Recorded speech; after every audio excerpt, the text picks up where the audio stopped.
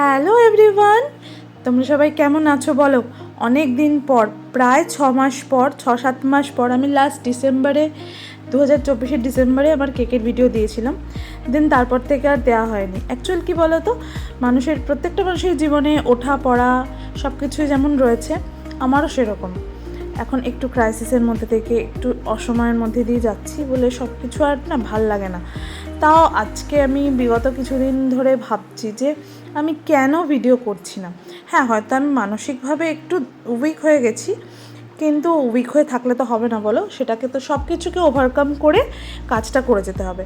আর আমি তো প্রতিনিয়ত একটা অর্ডারও মিস করি না, যে অর্ডার আসে সেই অর্ডারের কাজ তো করি, কিন্তু ভিডিও করতে ইচ্ছা করে না বা এডিটিং করতে ইচ্ছা করে না।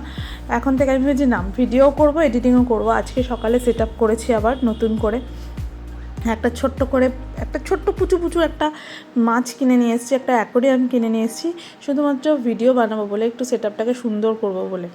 তো আজকে এই কেকটা ছিল আমার একটা ছোট্ট বোনের মেয়ের, তার জন্মদিন আজকে, কিন্তু কালকে সেটা বড় করে সেলিব্রেট হবে। আজকে ছোট করে বাড়িতে হচ্ছে, তার জন্য ছোট করে একটা কেক। আর এই কেকটা ছিল চকলেটের। আর এখানে দেখো, আমি চকো চিপস না দিয়ে চকলেটের বার থেকে কেটে কেটে দিয়েছি। আমি খুব একটা চকো চিপস দিই না, চকলেট বার থেকেই দিই। অ্যাকচুয়াল চকো চিপস আমার না খুব একটা পছন্দ হয় না, যার জন্য আমি আমার কাস্টমারদের দিতে চাই না।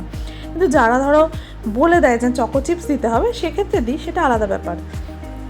এই একইভাবে আমি 3টে লেয়ার কমপ্লিট করেছি। 3টে লেয়ার আর দেখাবো কি, ওই জন্য ওটাকে কেটে স্কিপ করে চলে গেছি। তো এইবার কেকটাকে সেট হতে দেব, কারণ ক্রামকোড হয়ে গেছে। ক্রামকোড কিন্তু মাস্ট, যারা কেক নতুন বানাচ্ছ তারা ক্রামকোডটা করবে।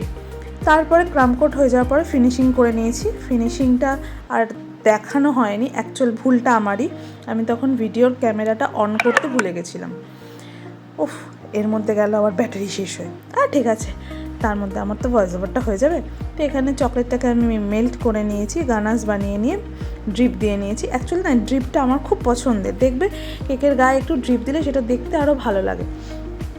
এবার ভাবছি যে কী করব। এবার হঠাৎ মনে হলো কি, যে একটু ড্রিপ দেওয়ার পরে ওপর থেকে একটু ছোটো ছোটো গোলাপ যদি দিই, রোজ করে ভাল লাগবে দেখতে। বাচ্চা মানুষ তো, দেখবে একটু বাচ্চারা গোলাপ ফুল খুব পছন্দ করে।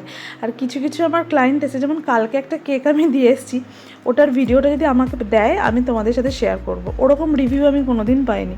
ও আমার গোলাপের সাথেও কথা বলেছে, তো ওটাও তোমার সাথে শেয়ার করব। তো এখানে আমি ছোটো করে রোজের নজল দিয়ে গোলাপ বানিয়ে নিলাম।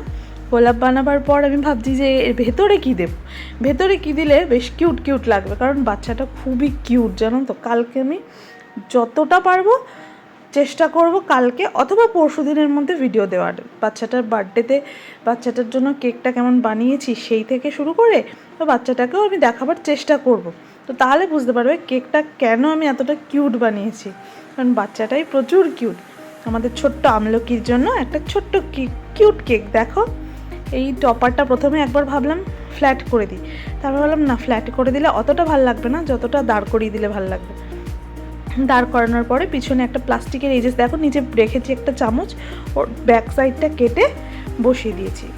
তার উপরে ছোটো কটা স্প্রিঙ্কলস দিয়ে নিয়েছি। তো এখন আমার কেকটা কমপ্লিট।